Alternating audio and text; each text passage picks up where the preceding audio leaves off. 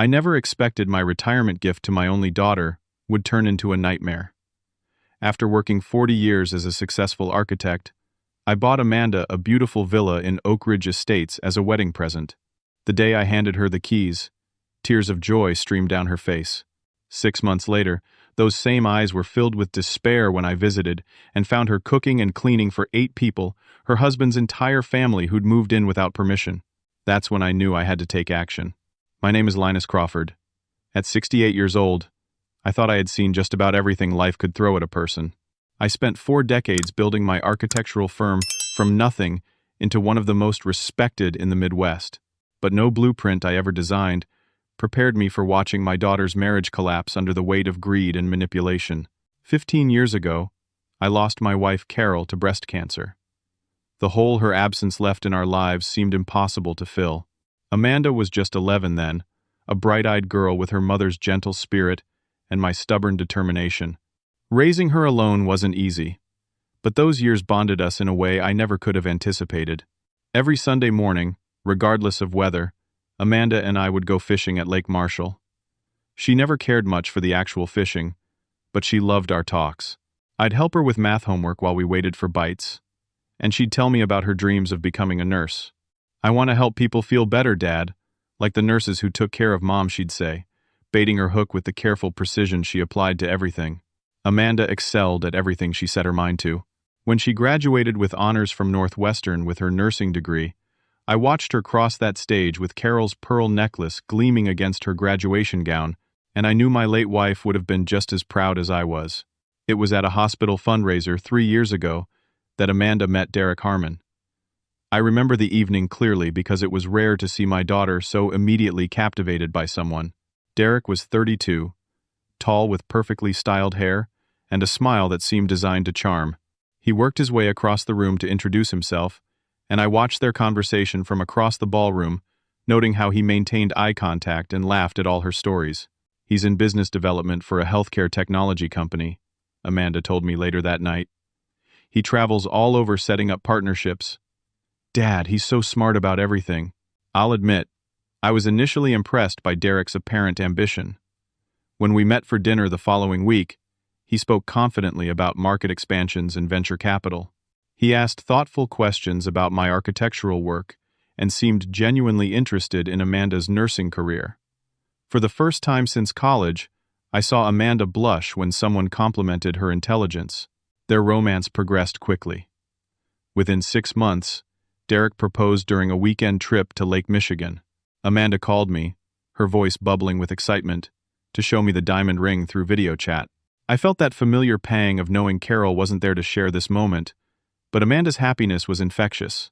As their wedding approached, I considered what gift would best honor this new chapter in Amanda's life.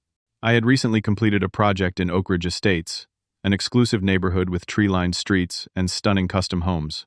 One of the properties, a Tuscan-inspired villa with a terracotta roof and limestone exterior, had been designed specifically as a showpiece for the development, with 4 bedrooms, a chef's kitchen, and a backyard overlooking protected woodland.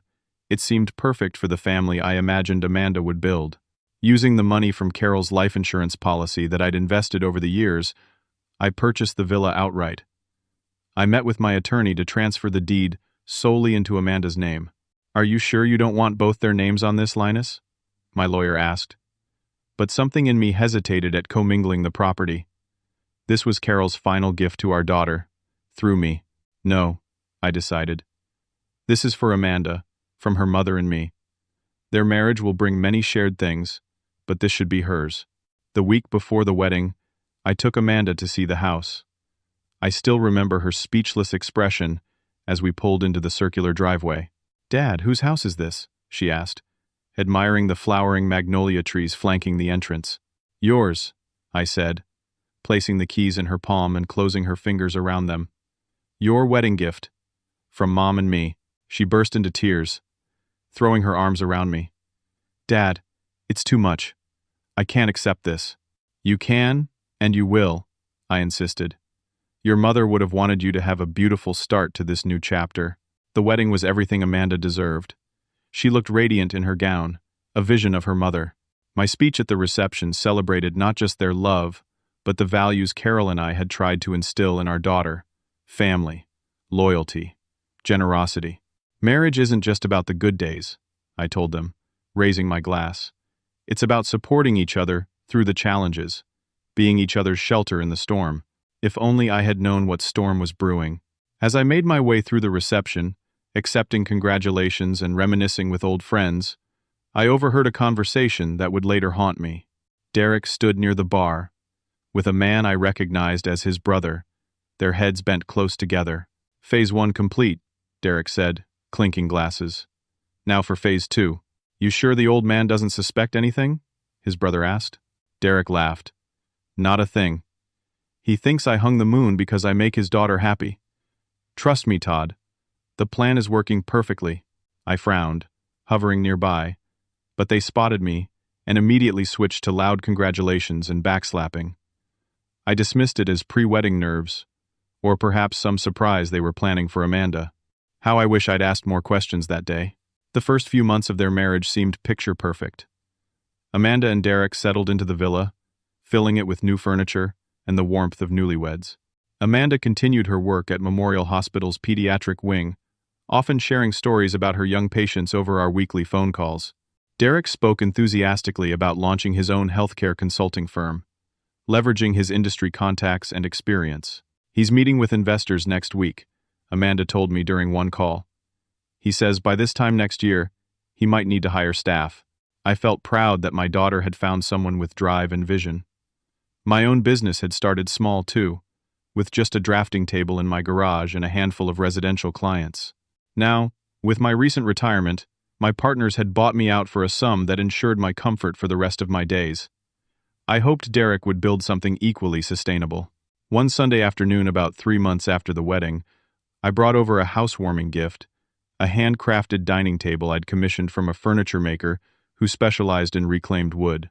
This is gorgeous, Amanda said, running her hands over the smooth surface. We'll have to have everyone over for dinner to break it in properly. That everyone turned out to include Derek's entire family, who arrived the following Friday evening, just as I was helping Amanda set the table. I'd met them at the wedding, of course, but hadn't spent much time with them. Frank and Judy Harmon entered first. Frank's handshake too firm, like he was trying to prove something, and Judy's eyes scanning the room with an appraising glance that missed nothing. My goodness, this place is something else, Judy said, walking straight past Amanda to examine the crystal chandelier in the foyer. How many square feet did you say it was, again?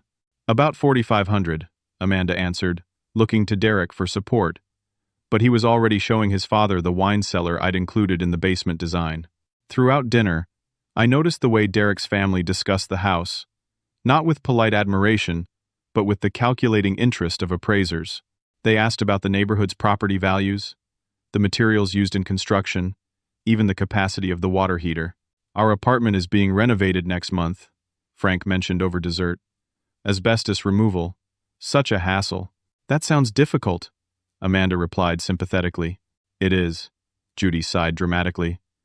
We might need to find somewhere to stay for a few weeks. Hotels are so impersonal, though. I caught the meaningful glance between Derek and his parents.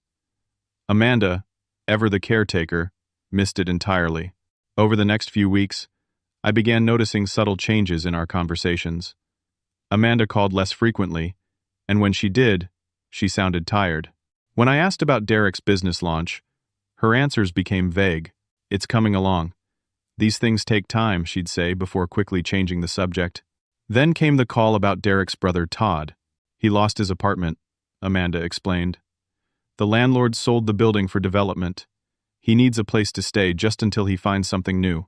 He's sleeping on the couch right now. But I was thinking we could clear out the guest house.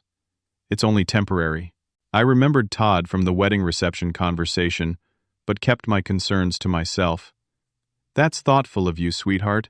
Just make sure you're not overextending yourselves. When I visited the following week, Todd had indeed moved into the guest house, a charming one-bedroom structure at the back of the property that I designed as a potential space for Carol's mother, though she passed before ever using it. Todd greeted me with a beer in hand at 2 p.m, the guest house already strewn with his belongings. Thanks for letting me crash, man, he said, as though the permission had come from me. Your daughter's a real lifesaver. Amanda seemed more stressed than usual, constantly checking her phone and jumping each time it chimed. "Everything okay at work?" I asked as she prepared coffee in the kitchen. "Work's fine," she said, her smile not quite reaching her eyes. "Just busy, you know." When Derek arrived home, he barely acknowledged my presence before disappearing into his home office. After an hour, I knocked on the door, under the pretense of saying goodbye. The office looked largely unused. No papers spread across the desk, no evidence of the bustling consulting business he'd described. Just Derek, quickly minimizing whatever was on his laptop screen when I entered. "How's the business coming along?" I asked directly. "Slowly but surely," he replied, standing to usher me out. "You know how these things go. Lots of behind-the-scenes work before the big launch." 2 weeks later, Amanda called with news that Derek's sister Melissa and her husband Paul needed a place to stay after Paul lost his job. They would be taking the blue bedroom on the second floor. Temporarily, of course. I decided to do some discreet checking. Through industry contacts, I asked about Derek's supposed healthcare consulting venture. No one had heard anything about it. No business registration? No license applications? No office space leased in his name? The truth hit me during an unexpected visit with lunch for Amanda on her day off. Derek's black BMW was missing from the driveway, but an unfamiliar sedan and pickup truck had taken its place. I rang the doorbell, waiting longer than usual before Amanda answered, looking flustered in sweatpants and an oversized t-shirt. "Dad! I wasn't expecting you," she said, smoothing her hair. "Thought I'd surprise you with some lunch from that Italian place you love," I said, lifting the bag. As I stepped inside, voices echoed from different parts of the house. In the living room, a middle-aged woman I recognized as Derek's mother, Judy, was stretched out on the sofa, watching a reality show, while a man I didn't recognize worked on a laptop at the dining table. "Oh, you remember Derek's parents," Amanda said awkwardly. "They're staying with us for a bit, while their apartment situation gets sorted out." I followed Amanda to the kitchen, where she quickly cleared takeout containers from the counter. "How long have they been here?" I asked quietly. "Just a couple of weeks," she answered, not meeting my eyes. "And how many people are staying here now, total?" Amanda hesitated. "Well, there's us, Todd in the guest house, Melissa and Paul upstairs, and now Frank and Judy. 6 extra people," I said flatly. "That's not a visit, Amanda. That's an invasion." "Dad, please," she whispered, glancing toward the living room. "Family helps family. It's temporary." But I knew then, watching my daughter nervously tidying dishes that weren't hers, that something was very wrong. Derek hadn't started any business. I doubted he'd ever intended to. And now, just 6 months into their marriage, his entire family had descended on the home I'd gifted my daughter, while she made excuses for their presence. What I didn't yet understand was that temporary in the Harmon family vocabulary had a very different meaning than it did in ours. 3 months after the wedding, I decided to drop by unannounced with lunch again, hoping to catch Amanda alone. What I found shook me to my core. The front yard, once meticulously landscaped, now featured overgrown grass and neglected flower beds. 2 additional vehicles I didn't recognize sat in the driveway alongside Derek's BMW. The doorbell went unanswered for so long that I finally used the spare key Amanda had given me for emergencies. The interior of the villa barely resembled the home I'd gifted. Takeout containers littered the coffee table. Unfamiliar shoes cluttered the entryway. Towels hung over banisters. The elegant, peaceful space I'd envisioned for my daughter had transformed into something resembling a college dormitory. "Hello?" I called out, setting down the lunch bags. "Amanda?" Frank appeared from the kitchen, a sandwich in hand. "Oh, hey there, Linus. Amanda's not here.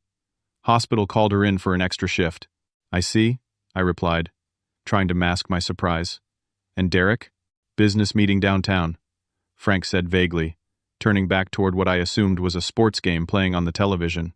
I made my way upstairs, intending to leave a note for Amanda in the master bedroom. The door stood ajar, revealing not my daughter's belongings but Frank and Judy's suitcases sprawled open on the king-sized bed I'd helped Amanda select. Confused, I checked the other bedrooms. In the smallest one, at the end of the hall, I found Amanda and Derek's clothes hanging in the closet, toiletries crowded onto a tiny vanity. The realization hit like a physical blow. They had been displaced from their own master suite.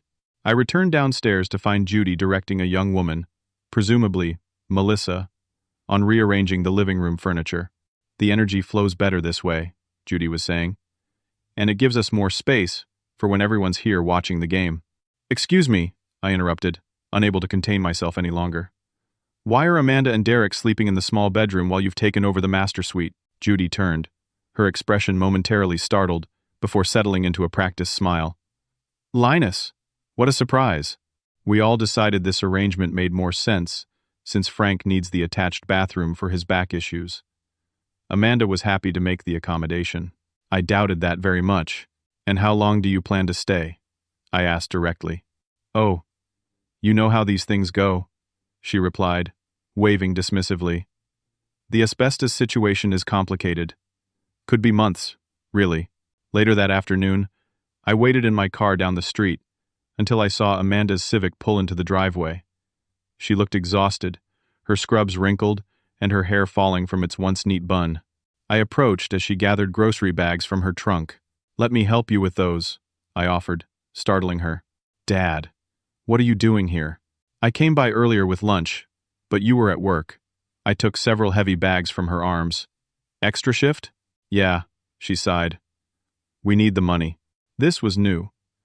With the house paid for and 2 professional incomes, they should have been more than comfortable. Inside, the scene that unfolded broke my heart. Amanda was barely through the door before demands began flying. Amanda, did you remember my special coffee? Todd called from the couch without looking up from his video game. And my gluten-free bread? Melissa added from the dining table. Amanda nodded tiredly. It's all here. I'll put everything away and start dinner. Make that chicken dish from last week, Frank instructed, but with less garlic this time. I watched my daughter, once confident and spirited, mechanically unpack groceries while her in-laws continued making requests. The dark circles under her eyes and pronounced collarbones told a story of exhaustion and stress. I'll help, I offered, rolling up my sleeves. No, Dad, you don't have to. I insist, I said firmly, giving her shoulder a squeeze. As we worked side by side in the kitchen, I noticed how the others treated the space like a restaurant, wandering in for snacks, leaving messes for Amanda to clean, offering neither help nor thanks. When Derek finally arrived home, he barely greeted Amanda before his mother monopolized his attention with some family gossip. Can we talk? I asked Derek after dinner, gesturing toward the back patio. Amanda gave me a worried look but said nothing. Outside, I didn't bother with pleasantries. What's going on here, Derek? This isn't what Amanda and I discussed when I gifted you this house. His affable mask slipped for just a moment, revealing something harder beneath. With all due respect, Linus, you gifted this house to Amanda, not us. And Amanda understands that family takes care of family. And who's taking care of Amanda? I countered. She's working extra shifts while cooking and cleaning for 8 people. She's lost weight. She looks exhausted. Derek's expression darkened. Amanda's fine. She's just adjusting to married life. And frankly, this is between me and my wife. She's still my daughter, and she's my wife now, he said with an edge to his voice. We appreciate the gift, Linus, but how we live in our home is our business. Our conversation was interrupted by Judy calling Derek inside for some trivial matter. I remained on the patio, seething, until Amanda joined me. It's not as bad as it looks, she said preemptively, hugging herself against the evening chill. Sweetheart, it's worse. You're being treated like hired help in your own home. Tears welled in her eyes. They're going through a rough time. Derek says we need to support them. And who's supporting you? I echoed my earlier question. She looked away. Derek says, I don't understand family loyalty because I was an only child. That his family has always operated as a unit. This isn't loyalty, Amanda. This is exploitation. Her shoulders slumped. Please don't make things harder, Dad. Derek gets angry when I complain. He says I'm being selfish and ungrateful for all they've done for him. When she finally broke down crying, I held her like I used to when she was small. I just want my husband back, she whispered. The man I married would never have let his mother talk to me the way she does. What does she say? Amanda wiped her eyes. That I don't keep the house clean enough. That my cooking isn't up to their standards. That Derek could have married someone who understood family obligations better. My blood boiled, but Amanda begged me not to confront them. It would just make things worse. Promise me you won't interfere. I promised, but with my fingers crossed behind my back, an old trick from when Amanda was a child. Some promises were made to be broken, especially when keeping them meant watching someone you love disappear before your eyes. On my way out, I overheard Derek's father in the study, on the phone. We're completely moved in now, he was saying. Sold the rest of the furniture yesterday. No, we won't need the apartment back. This place is much better. The old man has no idea. Derek's got him wrapped around his finger. That was when I knew this wasn't a temporary situation. The Harmon family had orchestrated a complete takeover of my daughter's home with no intention of leaving. What they didn't realize was that they had just declared war on the wrong person. The next morning, I made a call to Jack Thompson, a private investigator who had helped with background checks on potential business partners over the years. We met at a diner 20 miles from Amanda's neighborhood, where there was little chance of running into any of the Harmons. I need everything you can find on Derek Harmon and his family, I told Jack, sliding a check across the table. Employment history, financial records, previous addresses, legal issues, everything. Jack raised an eyebrow at the amount. This is personal, I take it? My daughter's future is at stake.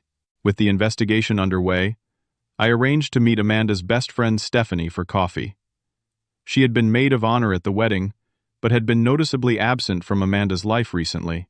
I've been worried sick about her, Stephanie admitted, stirring her latte nervously. She hardly returns my calls anymore, and when she does, Derek is always hovering nearby, monitoring what she says. When did you first notice changes? I asked. Almost immediately after the honeymoon.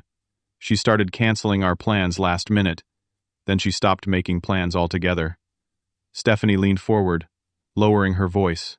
Last month, I stopped by unannounced with cupcakes from our favorite bakery. Derek answered the door and said Amanda was napping. I could hear her voice in the background, but he wouldn't let me in. When she called later to apologize, she sounded scripted. Has she mentioned money problems? Stephanie nodded. She said something about supporting Derek's family temporarily putting strain on their finances. But with the house paid for and her salary, it didn't make sense. She hesitated. There's something else. A few weeks ago, she showed up with a bracelet I recognized. It was her mother's. She said she'd found it in a drawer, but I distinctly remember her telling me it had been stolen during a break-in at her apartment before the wedding. This new information troubled me deeply. Why would Amanda lie about her mother's jewelry?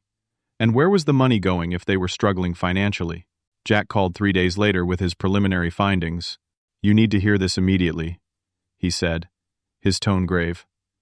We met in my home office, where he spread several folders across my desk. Derek Harmon is not who he claims to be, Jack began.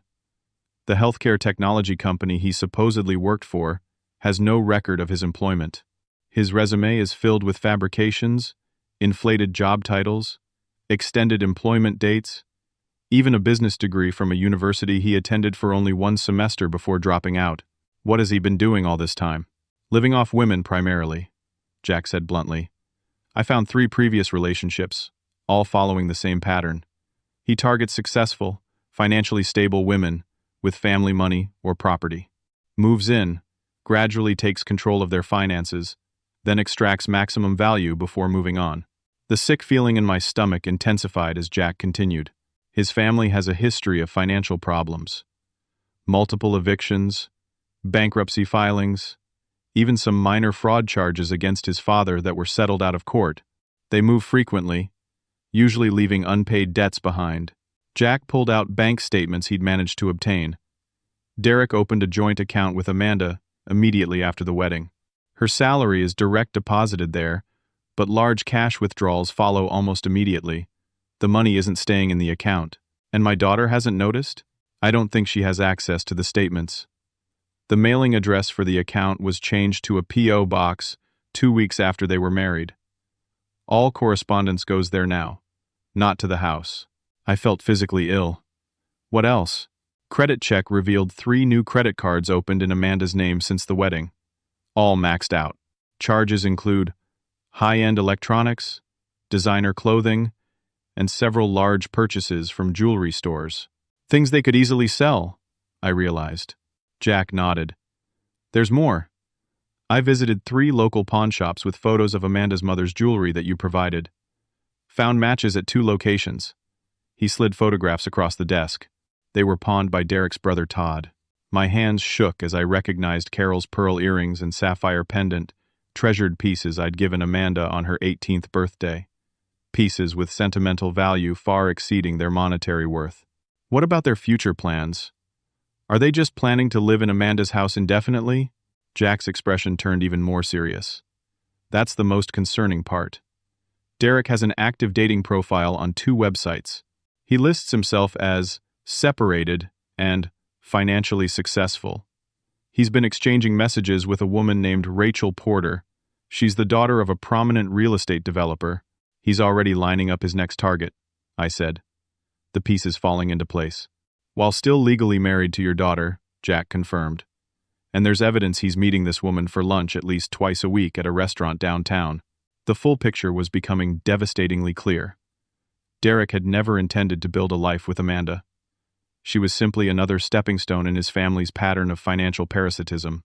They had moved into the villa I'd gifted her with no intention of leaving, at least not until they'd extracted everything of value, ruined her credit, and left her financially devastated. Armed with this evidence, I arranged another surprise visit to Amanda, timing it when I knew Derek would be at one of his business meetings. Likely with his prospective new victim, I found Amanda alone in the kitchen, preparing a complex dinner while simultaneously doing laundry. The vibrant, confident nurse who had once saved lives in the pediatric ICU now looked defeated, jumping at small noises and constantly checking the time. "Dad, you should have called first," she said anxiously. "Everyone will be home soon for dinner." "That's okay. I needed to see you alone." I placed the folder on the counter. "Amanda, we need to talk about what's really going on here." Her eyes darted to the folder. "What's that?" "Evidence. About Derek, his family, and what they're doing to you." She took a step back. "I don't know what you mean." "Your mother's jewelry," I said gently. "The pieces you told Stephanie were stolen before the wedding. They were found in pawn shops across town. Todd sold them." The color drained from Amanda's face. "Your credit score has dropped 200 points in the last 3 months. There are cards in your name that you never applied for. Derek changed your bank statements to go to a P.O. box, so you can't see what's happening to your money." "That's not true," she whispered, but without conviction. "He takes care of the finances because I'm busy with work. It's easier that way. Has he let you access your joint account recently?" Her silence was answer enough. "Amanda, Derek isn't who he claims to be. He never worked for that healthcare company. There is no consulting business. He's been living off you while setting up his next relationship." "What are you talking about?" Her voice trembled. I showed her the dating profile, the messages, the photos Jack had taken of Derek with Rachel at an upscale restaurant, their body language unmistakably intimate. Amanda sank into a chair, her hands shaking. "I knew something was wrong," she finally admitted, "but I kept thinking, if I just tried harder, if I was more understanding about his family's needs." She looked up, tears streaming down her face. "I can't even buy groceries without his permission now. He takes my paycheck and gives me an allowance. When I questioned it, he said I was being financially irresponsible." "Has he hurt you?" I asked, dreading the answer. "Not physically," she said, then hesitated. "But he threatens to. Says if I don't follow his rules, I'll regret it. That no one would believe me anyway, because he's so charming to everyone else." As the full extent of the emotional and financial abuse became clear, my determination to rescue my daughter solidified. But I knew confronting Derek directly would only put Amanda at greater risk. We needed a strategic approach. "We'll fix this," I promised her. "But we need to be smart about it. For now, don't let on that you know anything. Act normal." "I don't know if I can," she whispered. "You can. You're stronger than you realize. Just a little longer, and then we'll get you out of this situation." As I was leaving, Amanda grabbed my arm. "Dad, there's something else I haven't told anyone." She took a deep breath. "I'm pregnant. 8 weeks. I haven't told Derek yet. I'm afraid of how he'll react." The stakes had just gotten infinitely higher. Now it wasn't just my daughter's future at stake, but my grandchild's as well. We'll protect both of you, I vowed. Trust me. 2 nights later, my phone rang at 2:15 in the morning. Amanda's name flashed on the screen. Dad? Her voice was barely audible through sobs. Amanda? What's wrong? I was already out of bed, searching for my keys. Can you come get me? Please? Each word sounded painful. I'm outside the house. Outside? It's pouring rain. Why are you outside? Derek locked me out. Her voice broke. We had a fight. He wanted me to ask you for money. $20,000 for his business. I refused. I'm on my way, I said, already in my car. Stay on the phone with me. The 15-minute drive to Oak Ridge Estates felt endless. When I finally pulled up to the villa, I found Amanda huddled under the small overhang of the front porch, soaked to the skin, her left cheek reddened in a way that made my blood boil. He hit you, I stated rather than asked, helping her into the car. It was just a slap, she said, as though minimizing it would somehow make it acceptable. But it's the first time, and I'm afraid it won't be the last. Through the windows of the villa, I could see lights on, people moving about. Music played, glasses clinked. They were having some kind of gathering, while my pregnant daughter sat locked out in a thunderstorm. They're celebrating, Amanda explained dully. Todd got some kind of settlement money today. They're all drinking and playing poker. She looked at me with hollow eyes. I asked if I could come back inside to get dry clothes. Derek said not until I agreed to ask you for the money. You're never going back there, I said firmly. But the house is replaceable. You're not. I took Amanda to my home, where she showered and changed into some old clothes she'd left behind years ago. The hot tea and dry clothes helped stop her shivering, but nothing could erase the haunted look in her eyes. I've been so stupid, she whispered as we sat in my kitchen. All the signs were there. The way his family moved in so quickly, how he changed once we were married. The constant demands for money. You weren't stupid, I corrected her. You were targeted by people who are experts at manipulation. But it stops now. The next morning, I called Sarah Williams, my attorney. She listened gravely as I explained the situation. Financial abuse is unfortunately common, she said. But the good news is, you were very smart about how you structured the property gift. What do you mean? You put the house solely in Amanda's name, not as joint property with Derek. And if I recall correctly, we included that special clause in the deed, the clause. In my distress over Amanda's situation, I'd completely forgotten about it. When transferring the property, I had insisted on a unique protective measure, a reversionary interest clause, that would return ownership to my family trust under specific conditions. The clause states that if the property is damaged, mortgage payments are missed, or if there's evidence of illegal activity on the premises, ownership automatically reverts to your family trust, Sarah confirmed, reviewing the document. It was unusual, but you were insistent, and Amanda agreed to it. Because she never imagined it would be relevant, I said. Exactly. But now it might save her from a protracted legal battle. Sarah looked up from the paperwork. Does any of that apply here? Damage to the property, definitely. The place is a mess compared to its original condition. And the illegal activity? Would credit card fraud in Amanda's name count? Or selling her stolen property? It absolutely would. Sarah made some notes. We'll need to document everything. And I mean everything. Photos of the property's condition, police reports for the stolen items, credit reports showing the fraudulent accounts. I spent the next 2 days gathering evidence, while Amanda stayed safely at my home. Jack provided detailed reports on the credit fraud. We filed police reports about the pawned jewelry. I took photographs documenting the deteriorating condition of the villa, capturing everything from damaged fixtures to stained carpets. But our case needed to be airtight. Derek's family had proven themselves cunning and manipulative. We couldn't risk giving them any legal leverage. During this time, Amanda revealed more details about life in the house, how Derek monitored her phone calls and text messages, how his mother criticized everything from her cooking to her appearance, how they gradually isolated her from friends and controlled her finances. I kept thinking it would get better, she admitted. That once they got back on their feet, they'd move out and Derek and I could start over. That was never their plan, I told her gently. Their entire history shows they move from one target to the next. On the third day of Amanda's stay with me, I received concerning news during my annual physical. Dr. Marshall, who had been my physician for 20 years, frowned at my test results. Your blood pressure is alarmingly high, Linus, and these heart markers are concerning. I'd like to run some additional tests. The diagnosis came later that week. Early signs of heart disease. Nothing immediately life-threatening, but a clear warning that stress and anger were taking a physical toll.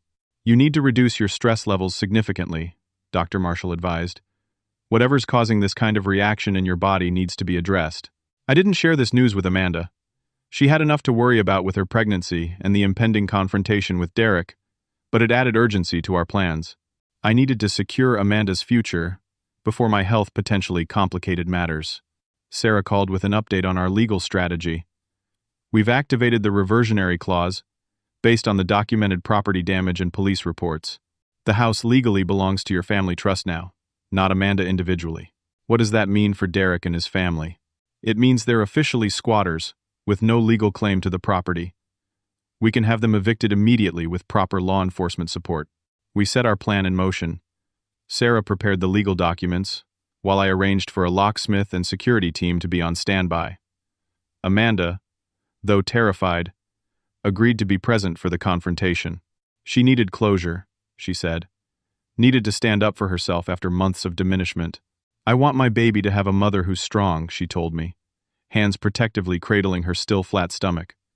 Not someone who lets people walk all over her. The stage was set for a confrontation that would either free my daughter from Derek's control or escalate into something potentially dangerous. Everything depended on timing, legal precision, and Amanda finding the strength to face the man who had systematically dismantled her confidence. Are you ready? I asked her the night before our planned intervention. Amanda took a deep breath, squaring her shoulders in a way that reminded me powerfully of her mother.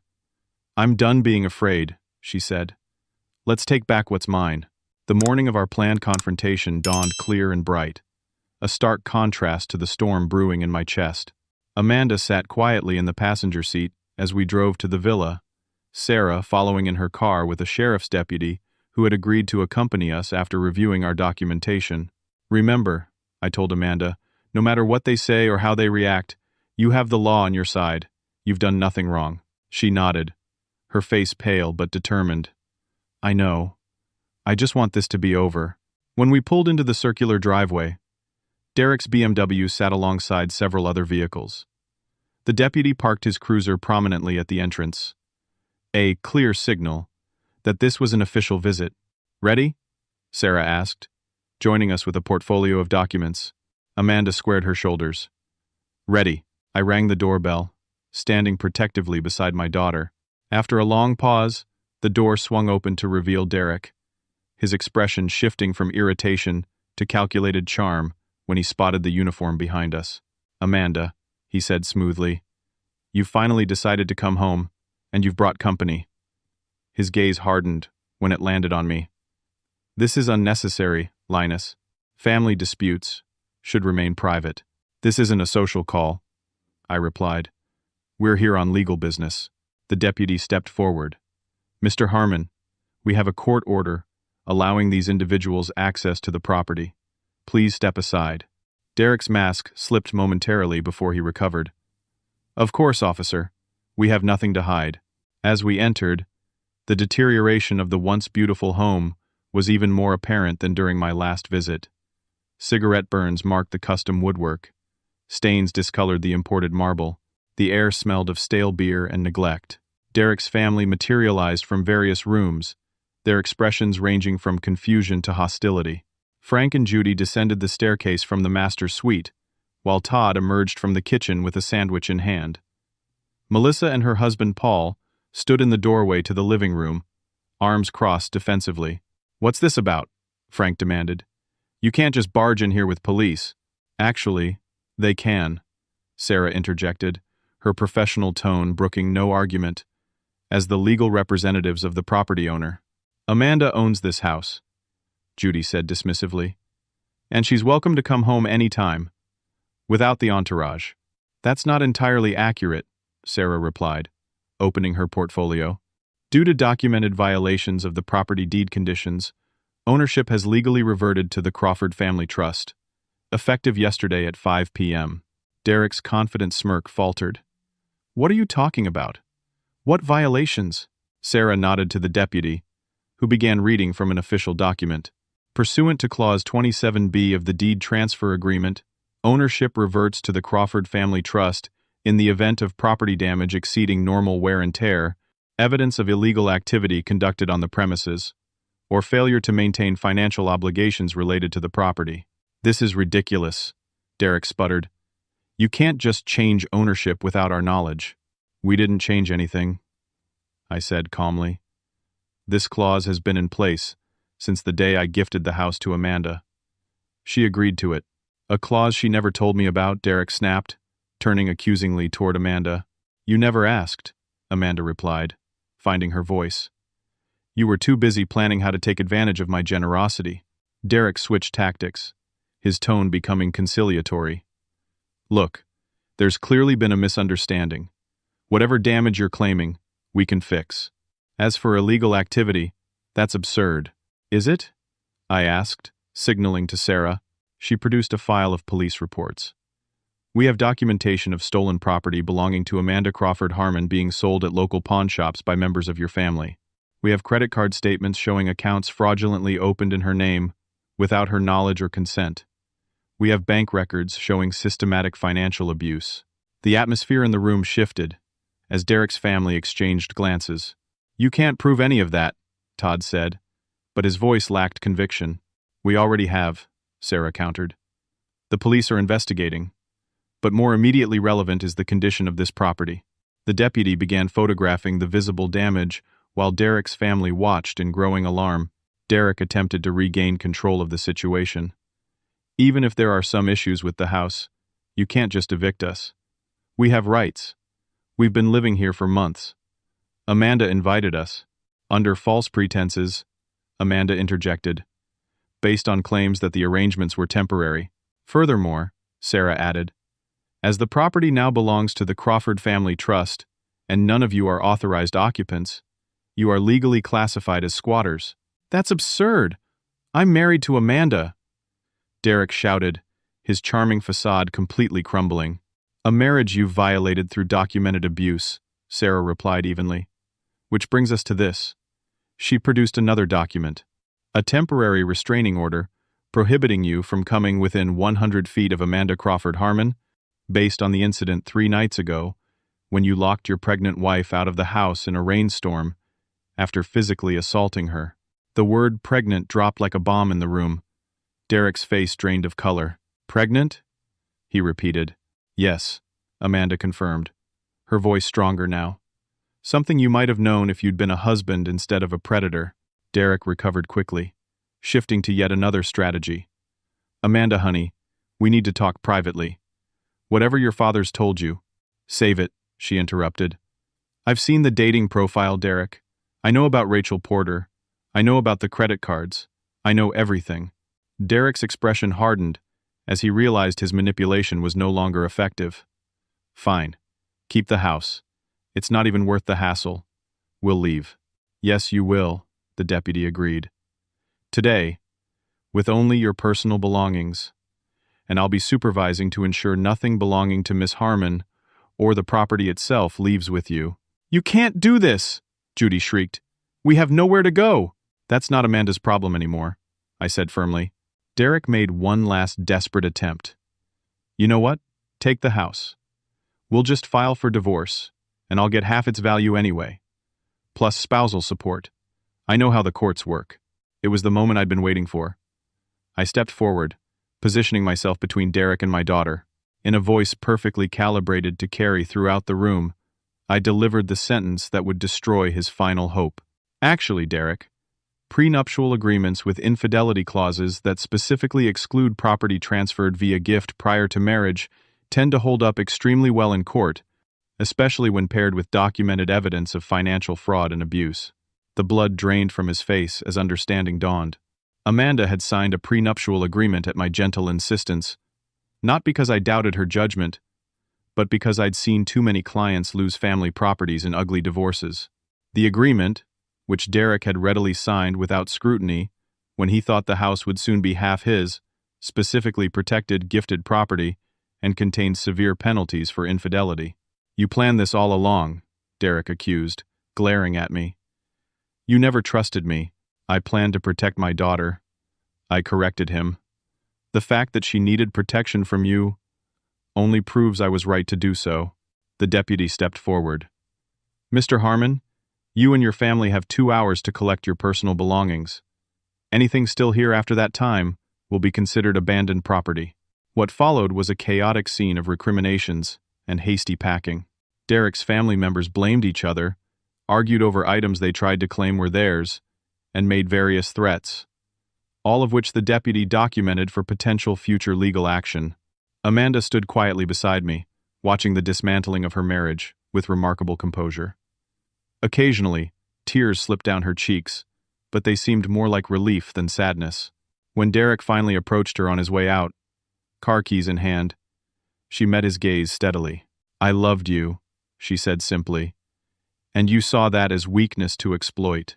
His expression flickered between rage and calculation before settling into cold indifference. "You'll regret this," he muttered, just loud enough for me to hear. "No," I replied firmly. "She'll heal from this. You're the one who'll live with regret, Derek, because you could have had something real, and instead, you chose a life of lies." As the last of the Harmon family vacated the property, the deputy supervised the changing of the locks, while a security team arrived to install a new alarm system. Amanda walked through the rooms of her home, rooms she hadn't been allowed to enter freely for months, touching surfaces and assessing damage. "It will need work," she acknowledged, running her hand over a gouged tabletop. "But it can be beautiful again." She wasn't just talking about the house, and we both knew it. The weeks following the eviction were challenging but healing. The first order of business was securing the villa and documenting its condition for insurance purposes. The damage was extensive, but repairable, much like Amanda's life. While Amanda stayed with me during the initial cleanup, we discovered that Derek had emptied their joint bank accounts the day of the eviction. Sarah immediately filed for asset freezing, but much of the money had already been transferred to accounts we couldn't easily trace. "It doesn't matter," Amanda said with surprising calm when I broke the news. "Money can be replaced. My freedom can't." Her resilience amazed me. The daughter I'd watched diminish under Derek's control was gradually returning, stronger and more determined than before. She focused on her pregnancy, her career, and rebuilding her life one decision at a time. 3 months after the confrontation, Amanda moved into a comfortable 2-bedroom condo I'd purchased through my family trust. While the villa underwent extensive renovation, this smaller space better suited her new life as a single mother-to-be. "I'm not sure I'll ever want to live in the villa again," she admitted, as we arranged furniture in her new living room. "Too many bad memories." "Then we'll sell it when it's restored," I replied. "Or rent it out. The choice is yours." Meanwhile, the legal consequences for Derek and his family began to materialize. The credit card fraud investigation resulted in criminal charges against both Derek and Todd. Frank faced separate charges for selling Amanda's jewelry. Their collective tangled web of financial misconduct, once exposed to daylight, quickly unraveled. Derek attempted to challenge the prenuptial agreement, claiming he hadn't understood what he was signing. The judge dismissed his case within minutes after reviewing our evidence of his systematic abuse and infidelity. "The court finds that Mr. Harmon entered into this marriage with clear intent to defraud," the judge stated in her ruling. "The prenuptial agreement stands." For Amanda, justice wasn't just about legal victories, but about reclaiming her narrative. She started attending a support group for survivors of financial abuse, finding strength in shared experiences and offering her own insights to women still trapped in similar situations.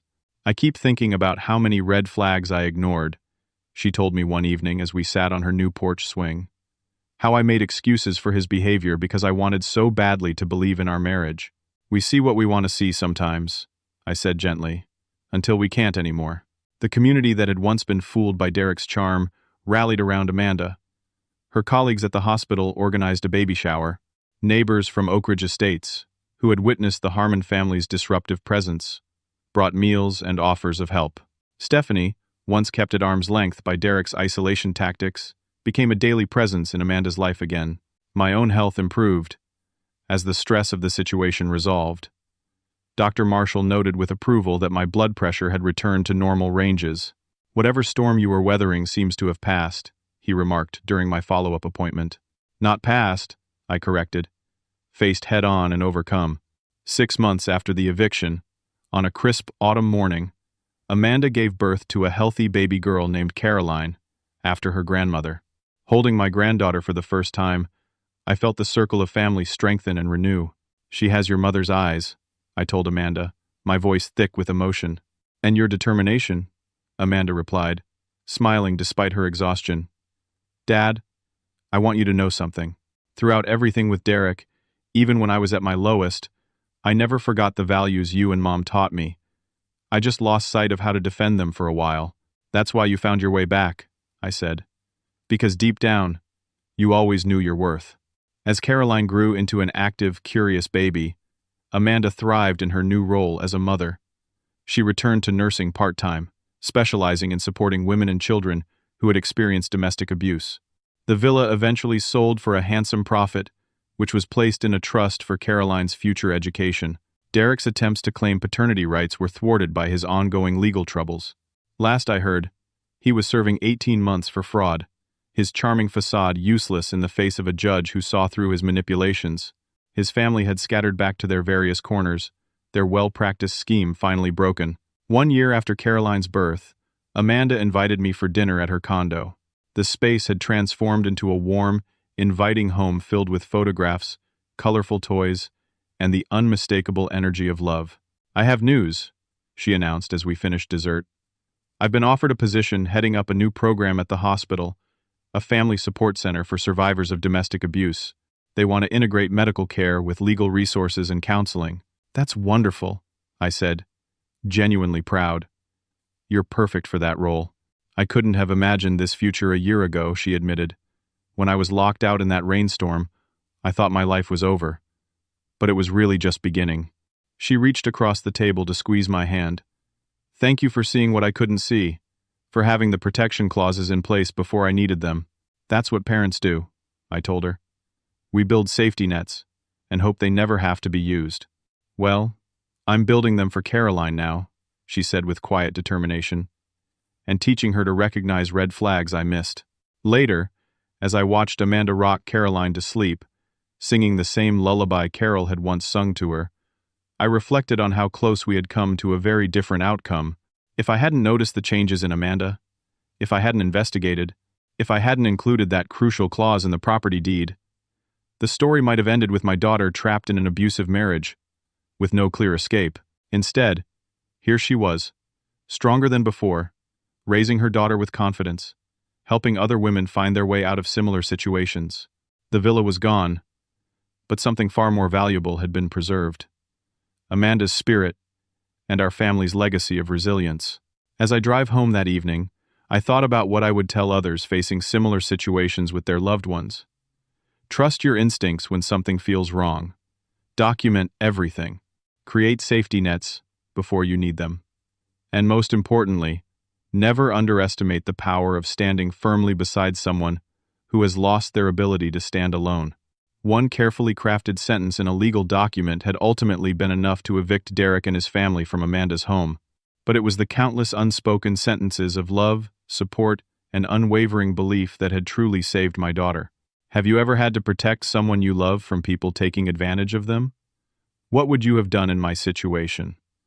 I'd love to hear your thoughts in the comments below. If this story resonated with you, please like, subscribe, and share it with someone who might need to hear it. Thank you for listening. And remember, sometimes the greatest act of love is simply refusing to look away when someone is suffering.